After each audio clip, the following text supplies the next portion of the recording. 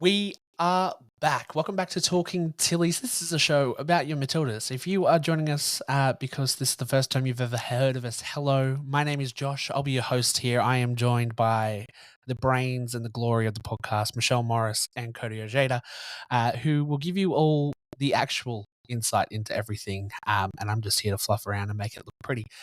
Michelle, how are you this week? We're coming off the back of a couple of friendlies that have gone wild. How are you feeling looking forward to Paris? I am sick, is all I have to say. That's how we're starting our Olympic coverage off. Very under the weather. We are all tired. Cody, besides tired, how are you this week? Oh, man, I'm about to go on holiday, so I feel bloody good. Let's go. It's very, very good period for me where I don't have to spend 8 hours of my day at my day job. That's what we love, right?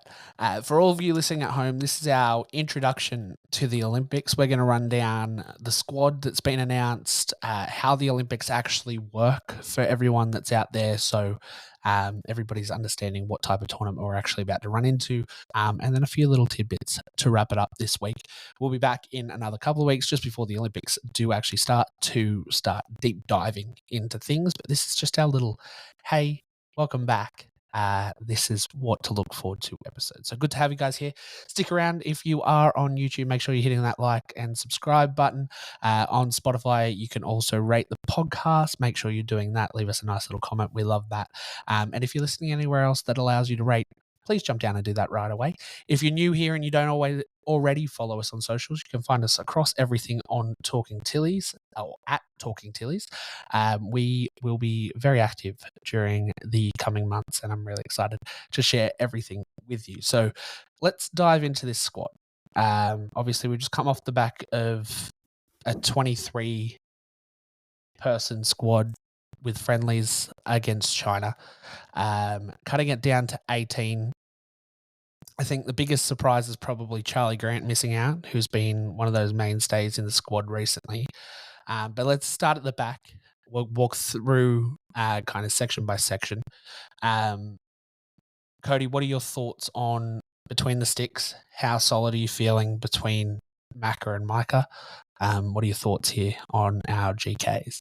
Well, it's our two best goalkeepers. I think that one was going to be pretty straightforward. I would have been a little bit surprised if there was any kind of variance. And I think the only question mark we really had going into this tournament was Tegan Micah and her fitness levels. But look, if she's fit, she is the second best goalkeeper that we have. So I can't complain too much. It would have been interesting if she wasn't, and the decision they would have gone in that regard, because I think if you look at the next best goalkeeper, it probably is Jada Wyman. But Lydia Williams, look, I don't want to say we should be taking her just because it's her last chance to play in the Matilda side, but she is a key part of the dressing room. I think it might have been interesting if someone was picked ahead of her. But yeah, I don't know. It would have probably been a little bit more interesting and maybe a bit more discussion worthy if Tegan Micah was injured, but she isn't. So it's a pretty straightforward pick in my opinion.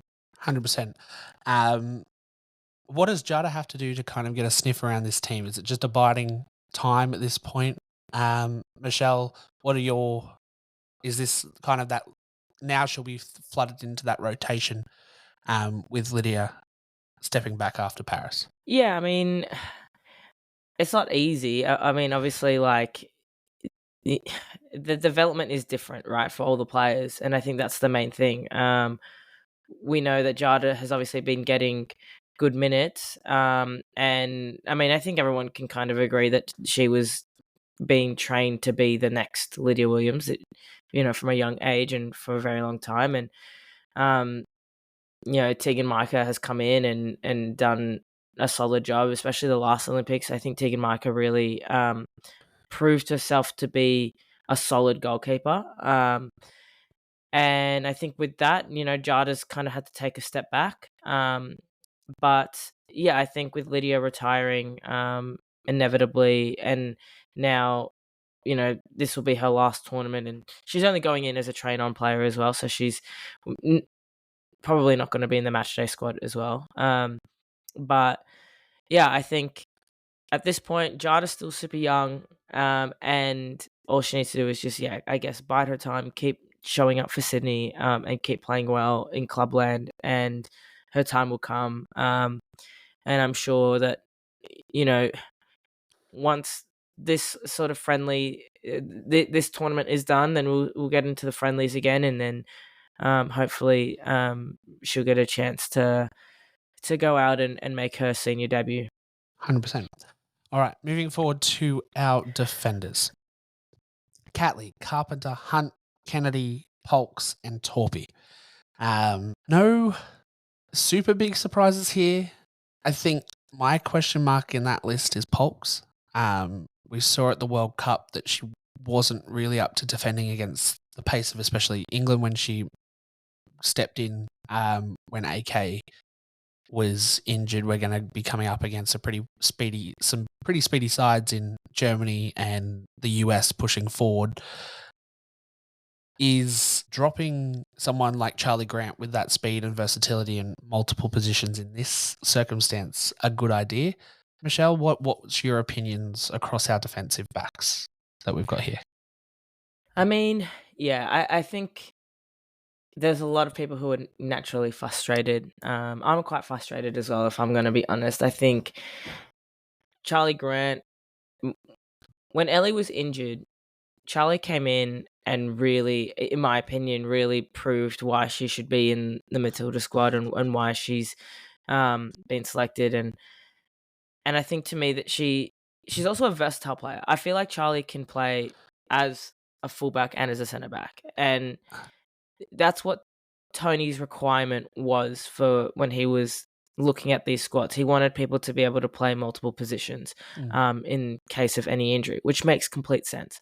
I also think Charlie has been probably playing a bit better than Polks, been more consistent in her game time. And like you said, she's also younger, and I think she probably has more. She can probably do a bit more than what Polks can at this point. And that's not to disrespect Polks at all, because she's obviously been great for the Matildas for a long time. But that's the thing, she's been great for them for a long time. But when are we going to start trusting in these younger players? And this is something that's been said for a long time as well. When are we going to start trusting the younger ones?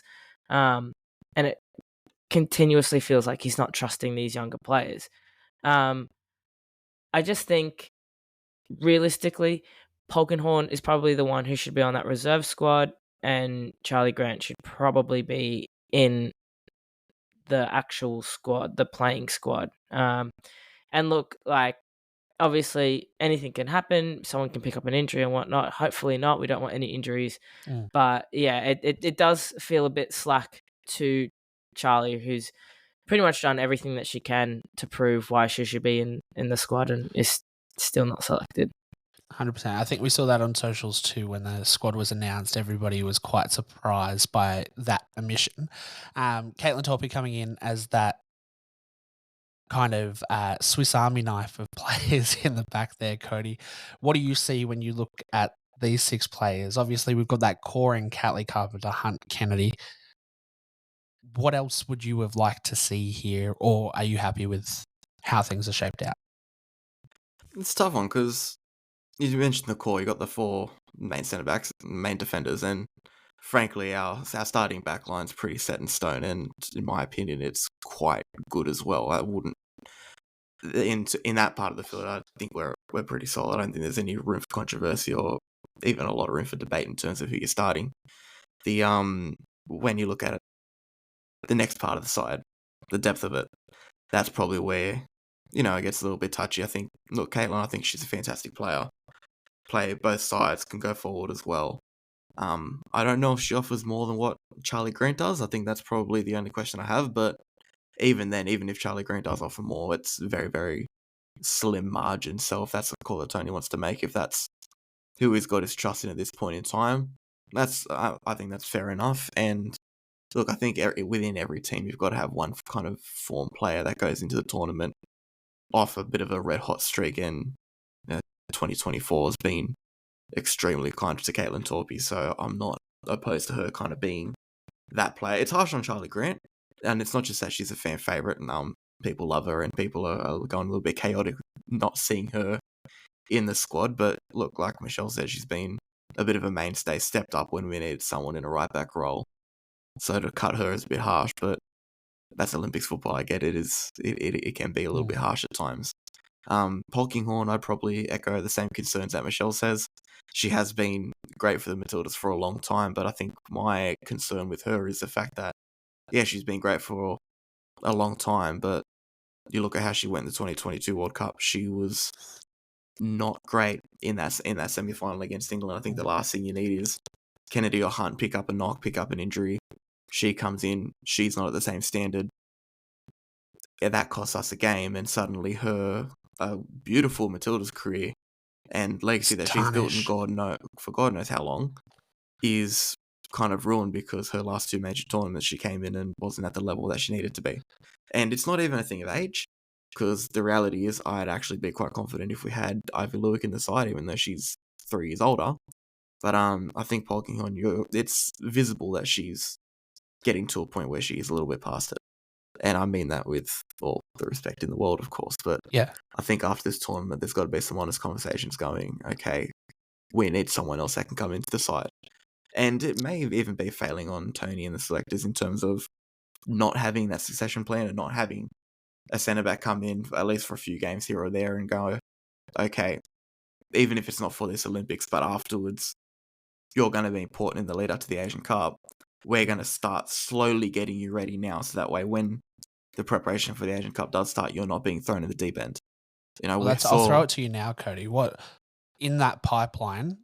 Who is that next logical step? Is an out-and-out centre back, not someone that can drift out wide like Charlie can. Who are you bringing in as that out-and-out centre back? I wouldn't even say I wouldn't even have Charlie Grant as a thought for a centre back. I think if you're putting her in there, but maybe you shift in this case, right? If we're bringing her into this squad to replace Polks, she we're bringing in that ability. But if we were to have a out-and-out centre back, who's next in that pipeline for you? I can give you 3 names. And it's 3 names that I've said on this podcast before. You got Winona Heatley, you got Matilda McNamara, and you got Charlotte McLean. Any 3 of them, I think, can step up into the Matildas, and I think it would have been nice to see. We've seen Matilda McNamara get a debut, even if it was a little bit a while ago now.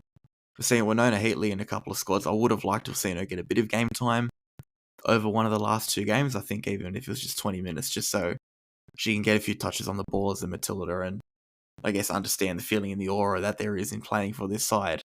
Before then, you kind of lead her into the Asian Cup and go, okay, now you've got to get used to being, even if it's not a starting player, a key player. But and Charlotte McLean, I think, someone that in the next maybe 6 months we should be trying to work in as well. I think her, especially this season, has been absolutely massive. It's definitely been the best I've ever seen her play. Michelle, sorry for accidentally disrespecting you at the start of this podcast. When we first did the early episodes for not including her in my original debate. But no, I think any 3 of them. I told you, the stats don't lie. Oh, the stats don't lie. Yeah, look, sometimes maybe stats don't lie, but sometimes they don't tell the full story. But I think in this, that's probably a useless thing to say right now because in this case they do. You've got 3 centre backs there that you can pull in. And reality is you've got 3 centre backs there that you could have incorporated already.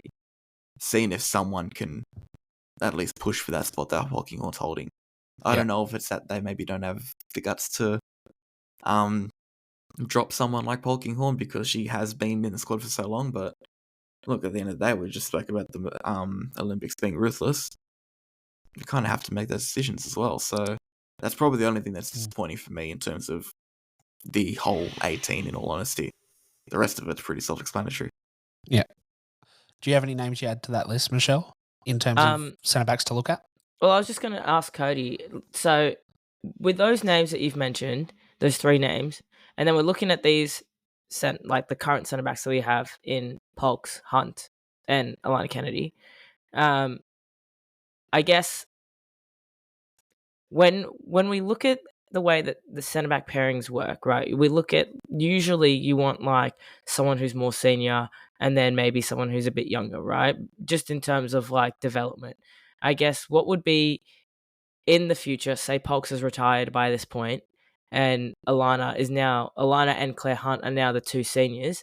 Who do you think would be the next ideal sort of centre back pairing with those 2 if you could choose those 2 as like your senior figures? the reality is, I think you get out of that partnership, you at least get the next Asian Cup, maybe even the next World Cup. So you're not looking for a new partnership until, say, the 2020, what would it be, 2028 Olympics. That's probably when you're looking for a new partnership. By then, Hunt's probably your senior starting centre back, I think. So if you do that, pretty much age-wise, AK is where Polks is and Hunt's where AK is. Yeah, and looking at 2028. I'm not even looking at it in terms of age. I can't see AK dropping off that much in the next couple of years anyway. Years. Yeah. 4 years is a long time in football. 4 years should be a long time in football. But it's hard to say in 4 years' time. You've got 3 centre-backs there that can probably do the job, and you don't know what's going to come through as well. Alexia Apostolakis could go on a nice meteoric rise. Naomi Shinema, Ella Tonkin, they've had some good performances at a youth level. So there's a lot of options there that kind of can come in and be that next fresh face. If I had to put my money on anyone right now, I'd say Winona Heatley. If by the 2028 Olympics, maybe she's the one that comes in, partners Claire Hunt. Like I was trying to say before, it's not really a thing of age for me. I think by the next 4 years' time, Hunt's just going to have a lot of experience where she can lead a Matildas backline on her own, even if she was still, say, 26, 27. I don't think she'll hit 30 by then. I don't know. She can't be older than 26 right now, is she? She's 24, 25. Okay, yeah, she's a bit older than I thought. She was still around 23, 24. That is my bad. But yeah, look, if I had to put my money on anyone, it'd be Winona Heatley. But if you're talking 4 years down the track, we've got more than 3 options. Like, I'm talking 3 options now.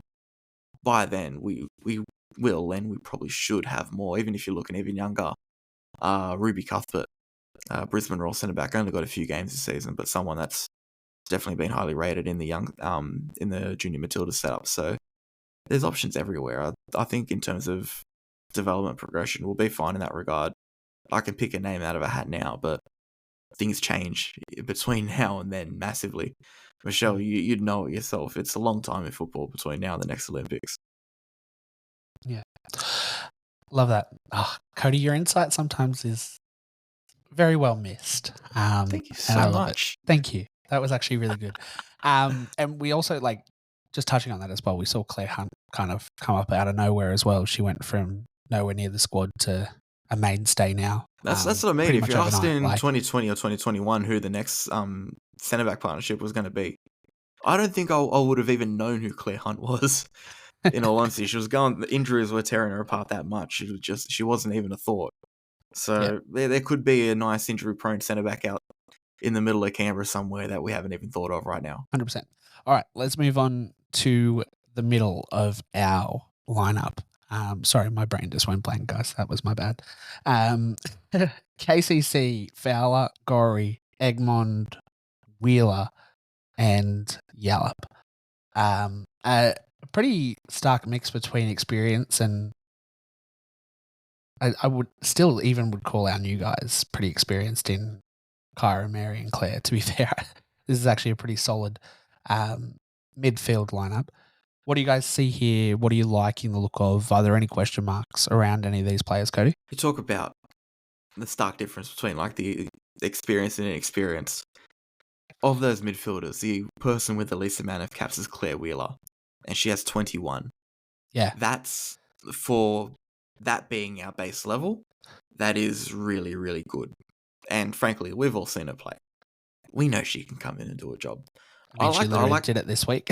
Yeah, exactly. That's what I mean. Come on for 2 seconds. Smallest girl on the pitch, or if she isn't, very close Heads to it. Heads the ball into the back of the net. Bloody hell, man. Look, I had a lot of things that I thought would happen or might happen on Monday night. Claire Wheeler being an aerial threat probably wasn't one of them. But look, the names there are pretty stock standard. There's no one off the top of my head that I look at and go, damn, I can't believe they weren't picked. I think it's more how they're used and probably the pecking order that they're in within the squad. I think Claire Wheeler should probably be ahead of the pecking order to, say, Tamika Yallop. I don't know if that'll be the case. I don't know what Tony technically favours. But it's probably how they're used within the what do you call it? The sphincter, not sphincter. I don't know what I was looking at there. The sphere. The Sphere. That's wrong SPH word. the sphere that they were kind of named. I think it's in terms of the pecking order, that's probably where I'd have my questions. But the players that were named, I've got no issue with. You're talking, you need experience going into a tournament. That's where probably Van Egmond and Yellow comes into it. I don't know how much I think they would warrant being ahead of some of those other names. Mary Fowler's probably the obvious 10. I don't think that she's suited, at least in this side, to playing the majority of her games out wide. I'd rather her in the centre, get her on the ball as much as possible. So it's just about who you have behind her. And you've got our best centre mid partnership by far is Cooney, Cross and Gorry. So stick to that as much as you can during the tournament. And I think you'll be okay. I will throw this to you. Gorry's been left out of the last squad through an injury, Michelle. We've seen Sam being ruled out. How do you feel about Kat coming back into this squad after coming off something like an ankle injury? Is it a smart pick, or are you happy with her being there for the experience? I mean, I think Minnie's always really solid, even when she is injured, to be honest. I think she's just one of those players who just shows up when you need her to. I think her going off to West Ham, like, she lit that team on fire. I don't know what it was. I mean, they were... They They're didn't so look lucky. good at all. No, they're lucky that Bristol City existed, because otherwise they'd be, probably close to looking at relegation. And then Minnie comes in and is like, okay, you guys, you need to play football to actually, stay in the top flight. So I think, Minnie, I think she's always going to be a good selection for this squad for the time being. Yeah. The thing is, because she plays so tough and so quick, and she just plays a lot, I think she's going to probably retire sooner than we would like, just from like the way that she plays. Yeah. And I think she's hinted at it before as well. I think she's hinted that she's going to do it after this tournament. Yeah, I think she's hinted that this is going to be the last time that we'll see her in a Matilda shirt, which is fine. Like, she's in her 30s and she's got, family and stuff now as well, and probably wants to be a bit more settled. So in saying that, I think, yes, like, having her in the squad is always going to be good. If she can if Cooney Cross kind of picks up the way that she sort of plays, or if Cooney Cross gets more minutes and whatever, then she'll be like that next sort of player. I think Claire Wheeler, I think it would be unfair if Tamika Yallop plays over Claire Wheeler. I think Wheeler has been a better player, has been more consistent in her minutes, and has been, just utilized those minutes more than Tamika Yallop has. I think, again, another player that is aging, another player that, we're looking at probably thinking this might be the last tournament that she plays in. Probably in the same boat as Minnie as well, family, wanting to stay settled. Well, I think personally, and I could be wrong here, I could be completely off base, but I think half the reason why she's gone back to Australia and gone back to Brisbane, where she lives, is probably because she wants to just kind of relax for a bit, which is so fair, and like, there's absolutely nothing wrong with that. But I think if that's the case, then Tony also, I think, needs to see that in the players and be like, all right, well, if this is your last hurrah, then I have a tournament that I need to win, and I need the informed players to actually play, if that makes sense. Yeah, I agree.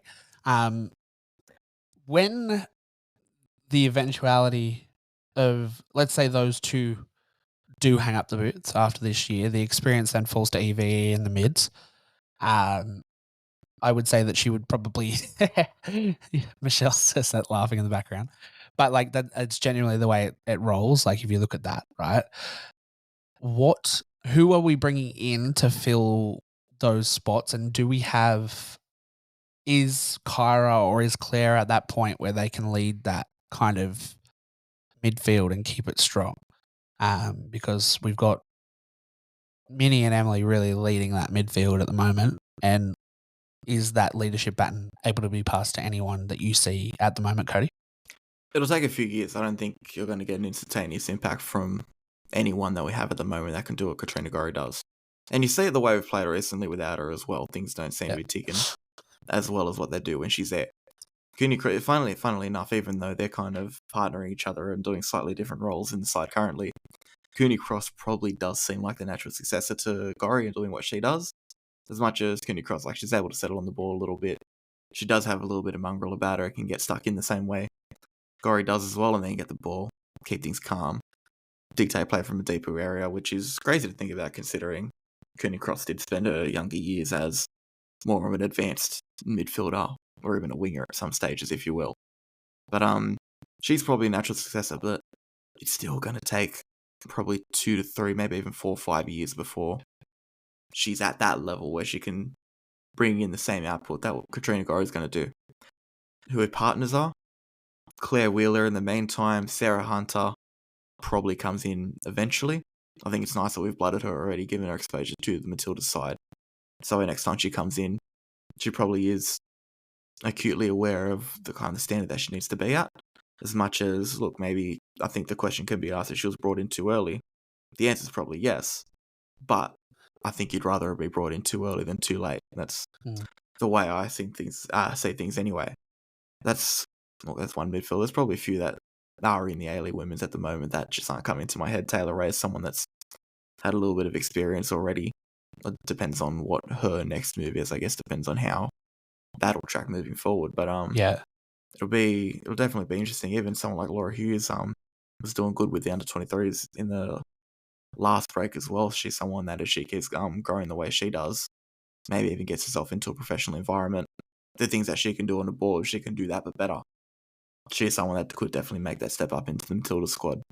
There's a few names around. The depth in this country, especially in under-23s players, is genuinely insane. And it probably didn't show enough during that Four Nations tournament that they just played at. I think a lot of people look at the results of that and go, oh, we have nothing coming through. We look shit. Watch those games. We're not shit. Yeah. That 3-0 loss to Germany, up until their second goal, it was extremely even. And even the goals they did score, I can't remember if it was the first or second goal. It might have actually been the third. The first was the own goal. Third goal they scored, genuinely one of the best hits of a ball I've seen this year. Nothing you can do about it. But no, there's talent coming through this country. It's kind of insane to think about, especially this next age that's coming up between the 20s and the 23s.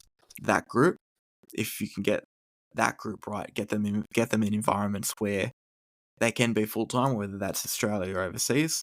Unfortunately, only one looks like it's going to be that option at this present moment. But we'll have 5 Katrina Gorries, 5 Claire Hunts, a few KCCs in there, maybe even 1 or 2 Sam Kerrs. But there's, you talk about who's coming next. It's hard to pick because it's genuinely, for every player that you're looking at, there's 3 or 4 options that, if they're developed right, it could be that girl. All eyes to Colombia. So yeah, for anyone that's not aware or hasn't been on socials, under 23s World Cup in September 20s. is going to be under 20s World Cup in September in Colombia. So that'll be a good moment for us to kind of catch who's coming through the ranks and see what our future Matilda squad is going to look like. Not much has changed up front. Hackman in for Kerr, which I think is probably the most like for like that we were ever going to get in terms of a Sam replacement, and Michelle's come in and done exactly what she needed to do, and that's put the ball in the back of the net, which with the form that she's got in a gold jersey and even in the A-League, I'm more than stoked with seeing that. Michelle, how do you feel about our forward pack towards this tournament? Yeah, I mean, I think it's pretty solid. I don't really have anything against it. I think this is pretty expected. You know, with Fordinho, Hayley Rasso, Michelle Heyman, you know, I think it's pretty standard. Can't complain really. Michelle Heyman, I think, was so unlucky not to get a goal against China in the first half of the second game. Did absolutely everything right, and then just hit it wide. That would have been a great goal if she got it in. But yeah, I mean, Yeah, not not much to say really. I think it's pretty stock pretty standard. solid. Yeah. Yeah. Cody, anything to add here? No, like Michelle said, it's stock standard the way the forwards have kind of shot out ahead of the rest of the competition as well.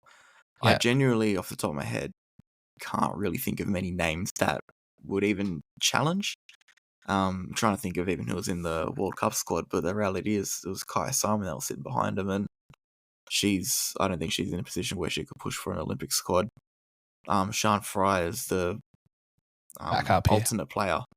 I don't think she's going to challenge any of them for a spot in the main squad.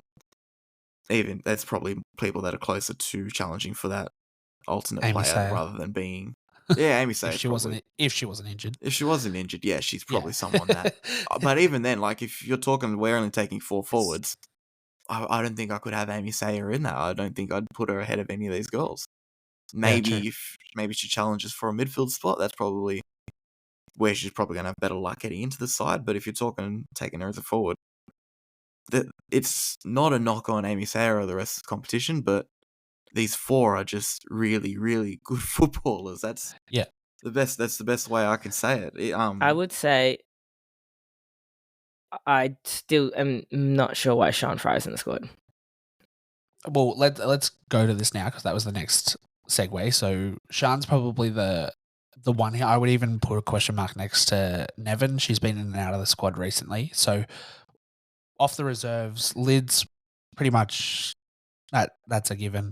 Charlie, super unlucky not to make the 18.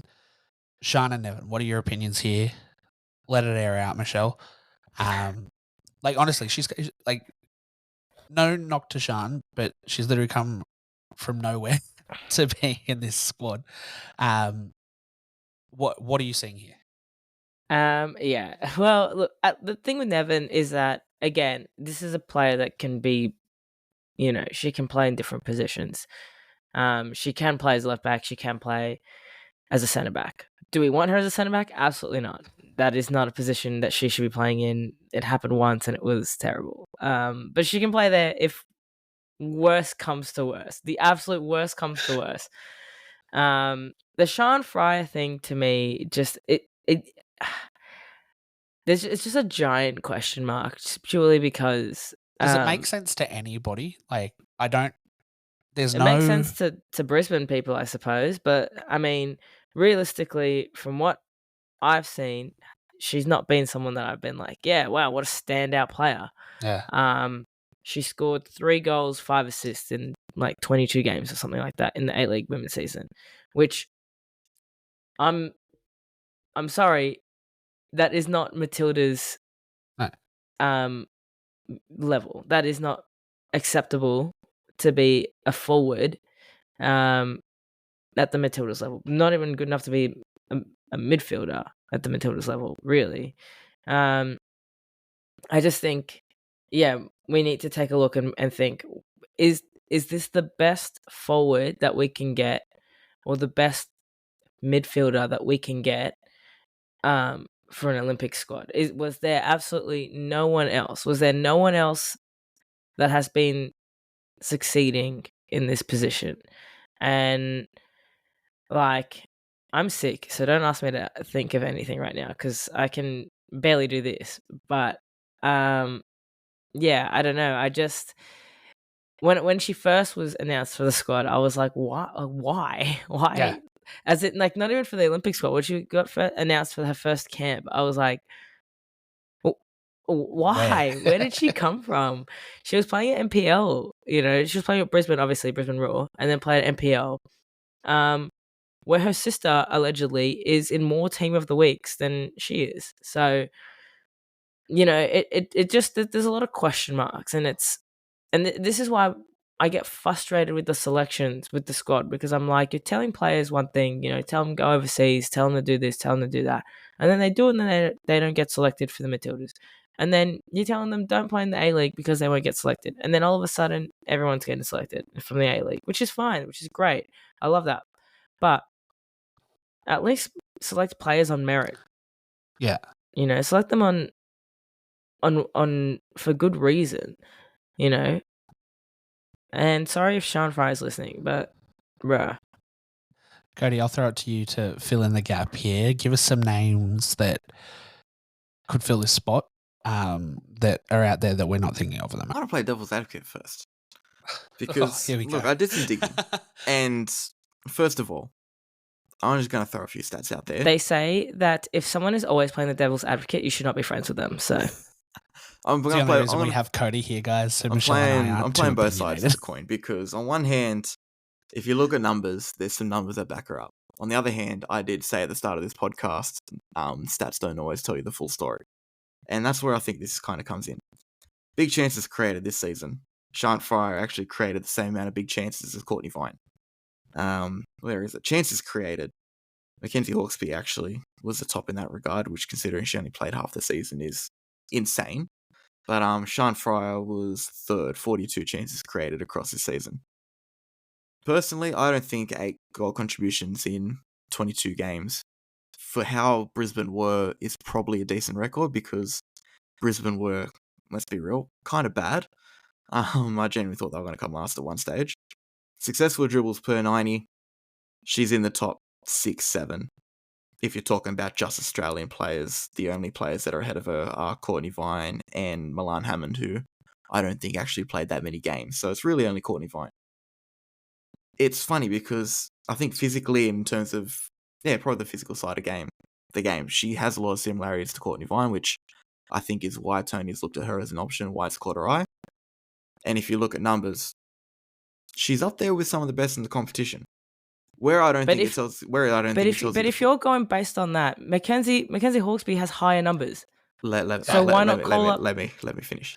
What I was going to say. That's exactly where he's going. What I was going to say is numbers don't tell you the full story.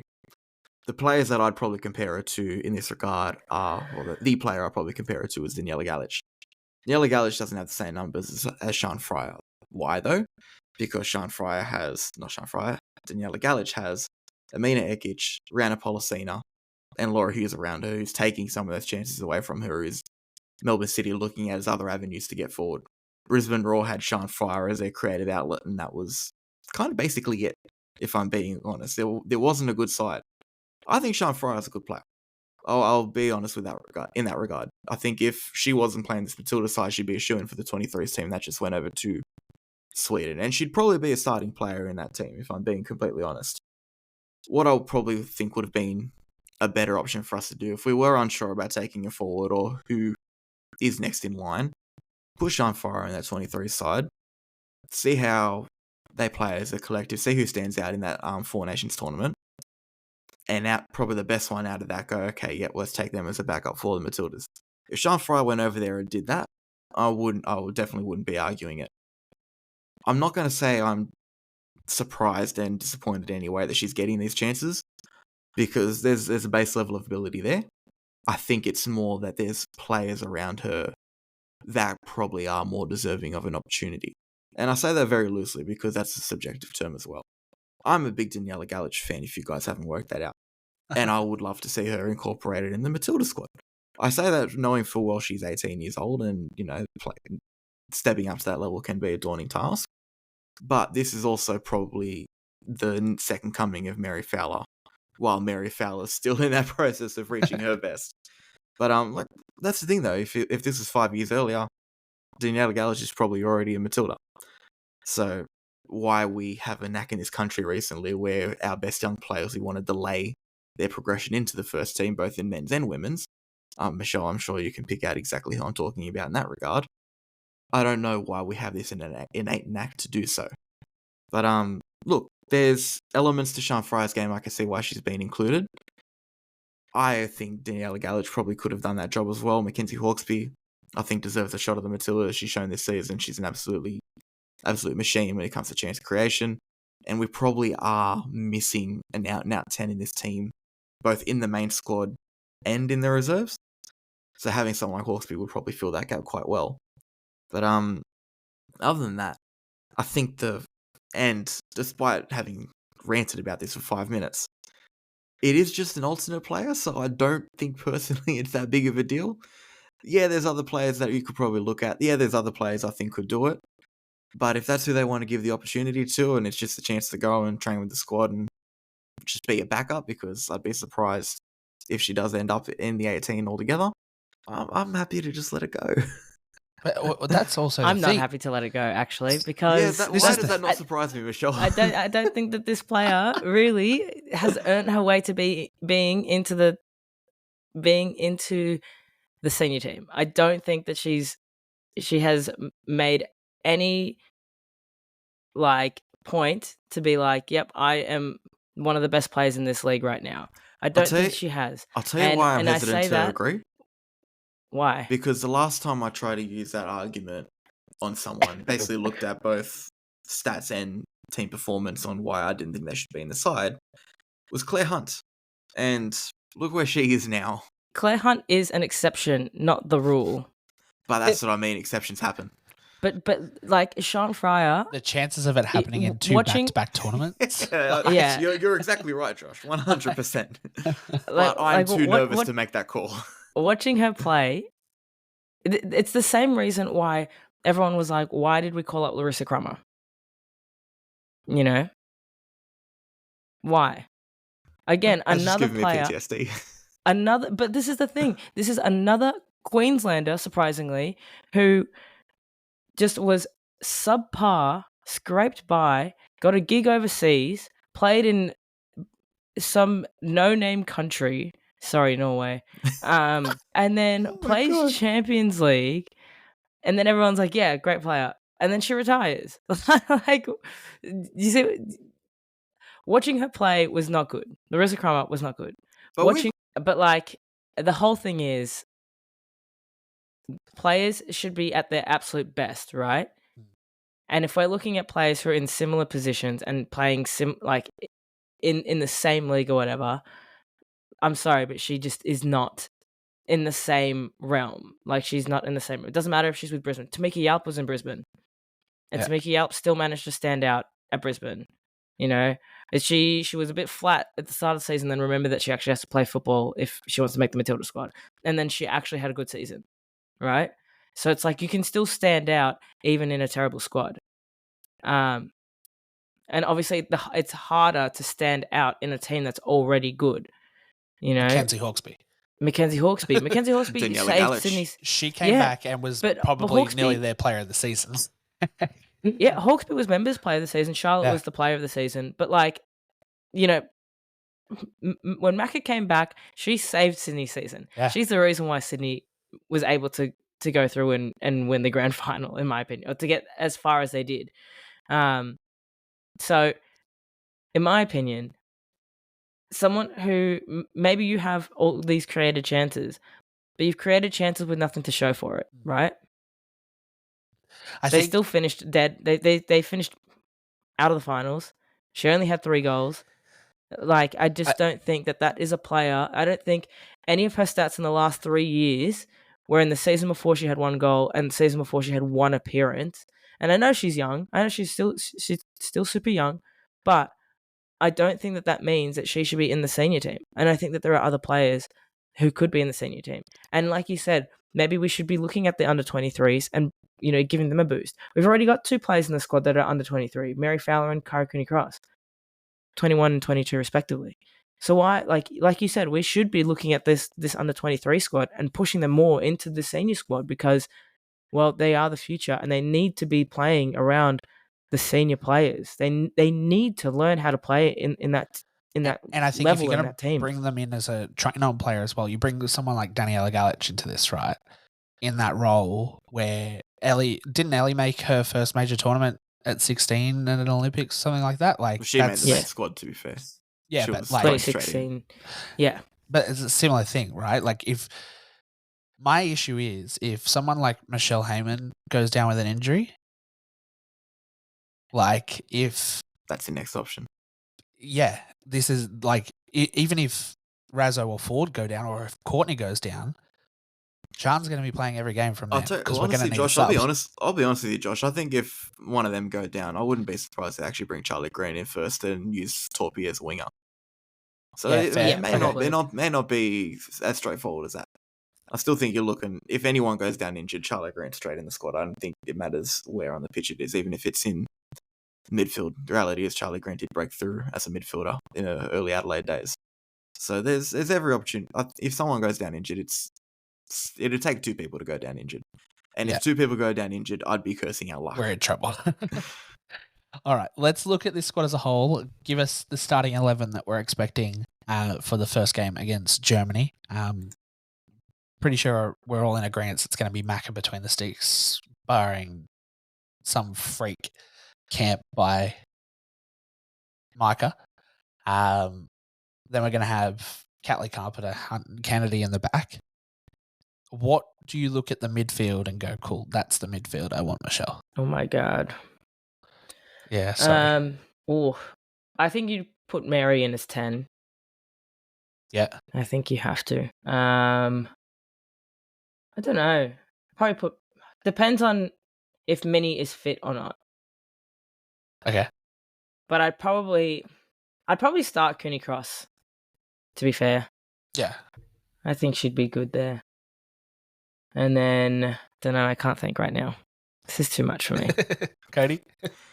Look, for me, it's straightforward. It's Gorry, Cooney Cross, and Fowler. If Gorry's still 50-50, she's not 100%.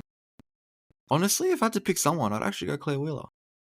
I'm big on her, in all honesty. I think she's a fantastic player. I've very rarely seen her disappoint when she's come into the Matilda side, especially when she has got kind of that core side around her as well. She knows how to kind of step up to that level. She's probably not someone that can lead a midfield per se, but she's got Cooney Cross next to her, Fowler in front of her, and our 2 main centre backs behind her. She'll be perfectly fine. My only thing with that would be does Mini, EVE, or Meeks have that spark factor ability when you need to bring a midfielder on half at 60, 70 minutes to kind of reignite everybody? Well, yeah, that's bringing him on, not starting him, though. Yeah, but do they have that ability? Like, I would say, like, if you put Claire on, she showed it during the World Cup at one point. I think even in the semi-final, I think they brought her on at right back or something like that. And she just Claire had Wheeler. that. Was it Claire? Mini, yes. I don't Mini, think did Claire Wheeler get minutes before the third place playoff? I don't remember. No. Maybe I'm thinking of someone else. But anyway. I don't think she did. Michelle answered my question. That's okay.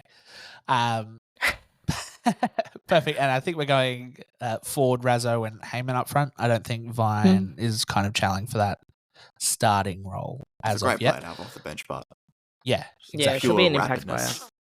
Yeah. When you need the speed, need for speed. We've mentioned last tournaments potentially for Gorry, last tournaments for potentially Meeks and Lids.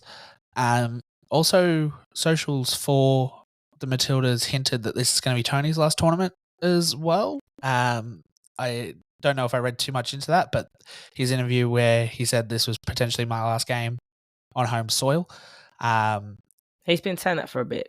Yeah. Is it if there's no first place, it's done and dusted for Tony, do you guys think? I think regardless, it should be done and dusted. Thank you, Tony, for what you've done. He's done a great job for the most part. I think there's been a lot of positives.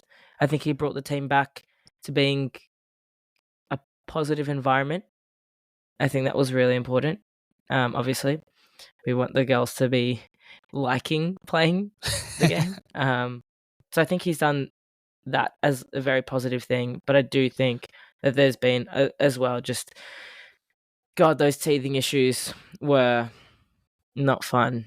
And I think as well, just the lack of trust he has in players. And again, whether or not this is his decision on selecting squads or not, but I think just the not trusting the younger players and not making the correct, or not making enough substitutions during the World Cup really was his downfall. Yeah. Cody? In the World Cup. I will always have a ton of respect for that beautiful Swedish man. He's probably, in terms of football at least, he has helped me create one of my happiest memories. But I think tactically there's clear deficiencies. The reality is, I think it's in his court. He's done enough for this side, at least on paper, that he should be able to make the decision. Unless we genuinely have a shocking tournament and come last in our group, I wouldn't be pushing him out the door. But I'd be surprised if he even wants to stay on. He's had offers from elsewhere that are probably going to earn him a bit more money if the opportunity to coach the Swedish national team's still on the table. I'd be very surprised if he turns that down, not just because it's men's football, not because it's men's football, I mean, but because that's your home country, to be able to lead your home country. That's got to be the highest honour for me in football as a manager. That should be the number one thing that you want to achieve. When he was offered that job, I'm actually surprised he stayed on for the Olympics. There's a lot of people that would have taken it there and then, because opportunities like that don't come around every day. But no, look, if he does go, I won't be sad. I don't think he's been bad. Yeah, could things have been better? Yes, but the reality is, on a world stage, we haven't been unsuccessful under him. So there's clear positives, not just off the field, but on the field that he's brought as well. I can complain about how he sets his team up and how they move the ball around all day, every day. The reality is, he got results for us. I think that's all you can ask for at the end of the day. But I wouldn't mind seeing an Australian coach come in and take these girls. I want someone that can keep that positive environment, have a bit of a laugh with them, be kind of a mother or father figure. But I would like someone that is going to be a bit ruthless, both with who you're calling up and who you kind of help move on when, I guess, their time at the top levels pass as well. Yeah. Who that person is, I don't know. I have names that swirl through my head. That's my next question. So if you want to throw some out, that's where I'm heading. Look, I think everyone's kind of first point of call would be Joe Montemurro. I think that's, I guess, the obvious pick that everyone wants. Whether he wants the job or not, it's probably up to him. I think if he wants it, I'd be surprised if the FA don't negotiate with him straight away. I think there's coaches within the youth setup. I've heard a lot of positives about Mel Andriotto, who is coaching the 23s at the moment. Leah Blaney, I'm a fan of. I don't know if they're quite ready for a senior Matildas job. That is probably the only deficiency there. I got one name that came in my head the other day, and I've wanted to kind of ask someone about it because I haven't had the chance yet. So what better time to do it than on record, where this is the first time I've actually said it? Yeah, I know. Michelle, be scared. Someone like Patrick Hisnorbo, if he went into the role. Michelle, this is all you. I'm gonna say no. So no, it's gonna be a no from me. Otherwise, you got your obvious candidates within the A League. Ante Juric probably got to be in that conversation as well. Would you put like Emma Husband or Kat Smith in that conversation as well? I'd like to see. Not yet. No, Emily Husband, I think, is a few years off. Yeah, I think Emma Husband could probably get there at some point, but I would, like Cody said, a few years off. But I'd like to see her coach the national team at some point, but it would be way too soon if she was to go from MPL to A-League to national team in the span of 3 years. What an origin story. Wins a World Cup in her first major tournament. Let's go. All right.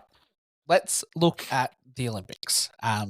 It's taken an hour for us to get there. This can be a nice long one for all you listening at home. But Cody, do you want to run us through how this tournament actually works, what we're looking for, what we're looking at in terms of the group stages, and then heading forward into finals, what qualification looks like as well? Qualification for the tournament or for the finals? For the finals. That makes sense. To get out of groups. The Olympics. There is 12 teams, 3 groups of 4. They play a group stage. Michelle, I know you had words with us about that. It's not technically a round robin. I know I'm assuming that's because we don't play everyone twice and because there is a final series afterwards. But technicality, the point is we play everyone in our group once. Top 2 are guaranteed to go through to the knockout stage. And the 2 best third place teams out of the 3 groups also proceed. So essentially, the aim is to finish top 2. If you finish in third, you've got a 2 in 3 chance of going through.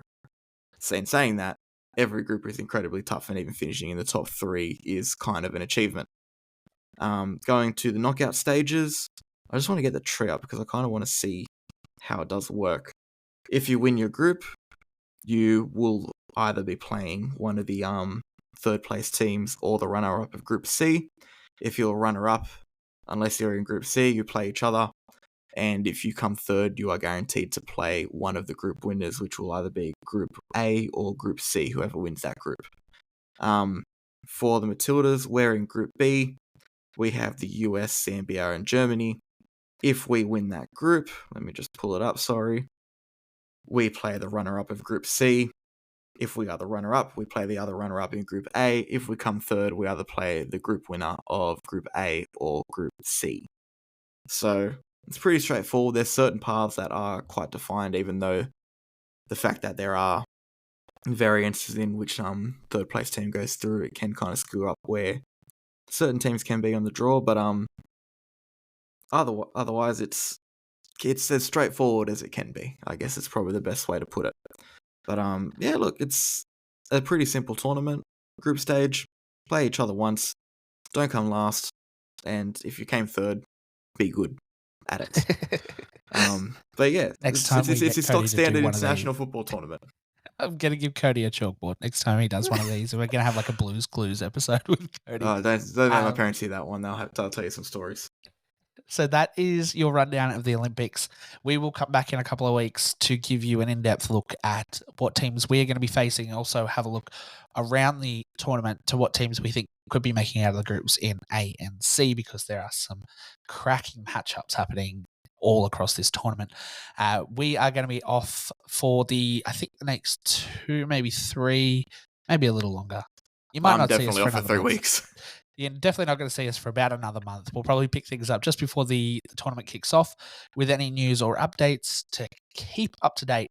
We will have everything on social. So if there's any last minute squad changes or anything like that, we will have it all on our socials at Talking Tillies. Thank you for joining us for our first look at the Olympic Games for Paris 2024. We will see you very soon for our next episode covering the games. Goodbye.